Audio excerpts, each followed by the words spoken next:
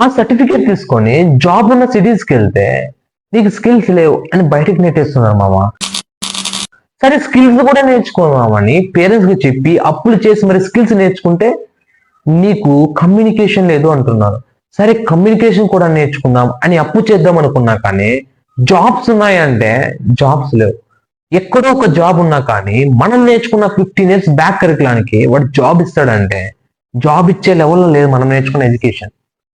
అలా ఎక్కడో ఒక కంపెనీలో 500 వేకెన్సీస్ ఉన్నాయి, అందులో ట్రై చేద్దాం అనుకున్నా కానీ లక్షల కొద్ది స్టూడెంట్స్ ఉన్నారు మామ. సరే ఇదంతా వద్దు, మన వంతు మనం ట్రై చేద్దాం అనుకున్నా కానీ ఇంటర్వ్యూ ఇలా అడుగుతున్నారు. నీకు 1 year గ్యాప్ ఎందుకు వచ్చింది? నువ్వు రియల్ గా ఏం నేర్చుకున్నావు? మనం చెప్పగలిగింది ఏముంది మామ, వానికలు చూసుకుంటూ ఉంటాం అంతే మామ. మనకి మన కాలేజెస్ లో ఇంటర్వ్యూస్ ని ఎలా హ్యాండిల్ చేయాలి, ఎలా క్రాక్ చేయాలి అని చెప్పలేదు మామ. ఇంకా ఇంటర్వ్యూతో ఎలా కమ్యూనికేట్ అవుతాం, ఎలా అవ్వగలం? డూ ఫాలో అమ్మా, నెక్స్ట్ పార్ట్ లో ఇంకా తెలుసుకుందాం. Thank you.